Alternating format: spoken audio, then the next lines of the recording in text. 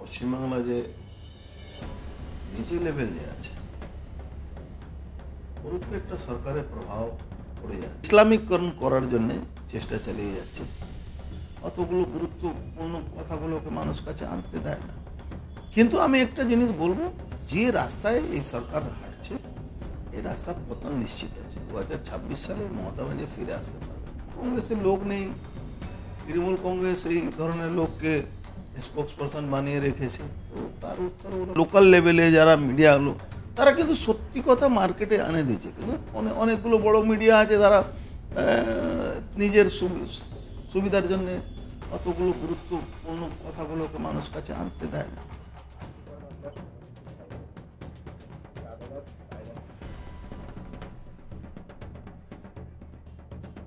এটা judiciary matter আছে। মহামান্য আদালত কি ভেবেছে, কি পয়েন্টে দিয়েছে, তাতে অভয়া মা বাবা কতটা খুশি সবটাই ডিপেন্ড করছে জুডিশিয়ারি সিস্টেম। জুডিশিয়ারিকে আমরা সবাই ভরসা করি। এবার মাঝে মাঝে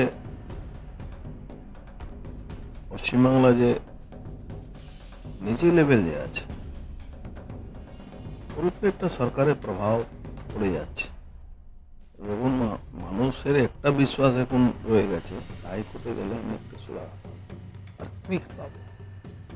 আমার মনে হচ্ছে আজকে যে রায় দিয়েছে, পরিবারের লোকেরা কি বলছে না বলছে সেটা তো আমি জানি না, কিন্তু রায় কোর্ট কি বলছে, হাইকোর্ট কি বলছে, তার পরিবারের লোকেরা কি স্যাটিসফ্যাকশন আছে, সবটাই ডিপেন্ড করছে তাদের উপরে।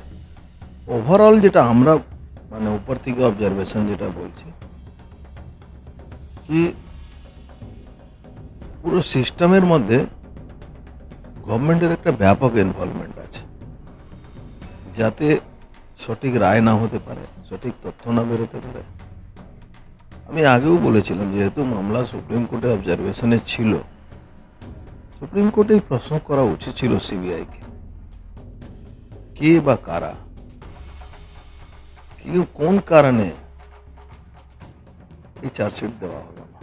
অভয়ের বাবা মুখ্যমন্ত্রী এবং পুলিশ মন্ত্রীর পদত্যাগ চেয়েছেন, সেখান থেকে দাঁড়িয়ে চক্রান্তকারীদের মুখপাত্র হয়ে গেছেন অভয়ের বাবা মা কুণাল ঘোষ বলছেন। দেখুন, কুণাল ঘোষ একটা নাক কান কাটার লোক, তার লাজ নেই, লজ্জা নেই, এটা কি বলা যেতে পারে। ওই ধরনের লোক যে প্রথম দিন থেকে যদি রাজনৈতিক জীবনে ওর বয়ানগুলো শুনবেন, একটা নিজের যে কথাবার্তা, নিজের যে কথা বলে বয়ান দেয়, কত মিনিট, কত সেকেন্ড, কত ঘন্টা ওর উপরে স্ট্যান্ড থাকে।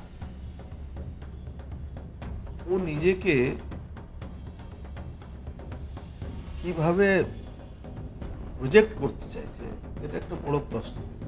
একমাত্র তৃণমূল কংগ্রেস দল আছে যে এই ধরনের একটা থার্ড ক্লাস লোক, যে লোকটা সকাল কি বলবে, বিকালে কি বলবে, প্রথম মমতা ব্যানার্জি গালাগালি করত, 3.5 বছর জেল খাটার পরে রাজীব কুমারের গালাগালি দিচ্ছে। রাজীব কুমারের এগেনস্টে যে মামলা হয়েছিল সবটা তথ্য কিন্তু ওই দিয়েছিল সিবিআইকে। বলছেন যে অভয়ের বাবা মাকে প্রভাবিত করা হয়েছে এবং তার পাশাপাশি তিনি বলছেন যে এখতিয়ারের বাইরে কথা যাতে না বলে অভয়ের বাবা। প্রথমে তো ববি হাকিমকে এটা বুঝতে হবে, উনি একজন রাজনৈতিক ব্যক্তি, উনি নিজেকে নবাব সিরাজউদ্দৌলার খানদানের লোক ভাববেন। ভারতবর্ষে সাংবিধানিক দেশ, ভারতবর্ষ গণতান্ত্রিক দেশ, আমার স্বাধীনতা আছে, আমি কোনো বক্তব্য রাখতে পারি। তার জন্য আমাকে ধমকানো হবে, আমাকে পুলিশকে দিয়ে চমকানো হবে, আমার মেয়ে খুন হয়ে যাবে, পুলিশ এসে আমাকে পয়সা দিয়ে কিনতে চাইবে, এই কথা যদি আমার মা, অভয়ার মা যদি এই প্রশ্নটা তোলে, তার জন্যে তিনি এই ধরনের বয়ান দেবেন, একমাত্র কারণ একটাই আছে, একটা লোক যে বাংলাকে ইসলামিকরণ করার জন্য চেষ্টা চালিয়ে যাচ্ছে, মমতা ব্যানার্জি সাপোর্ট।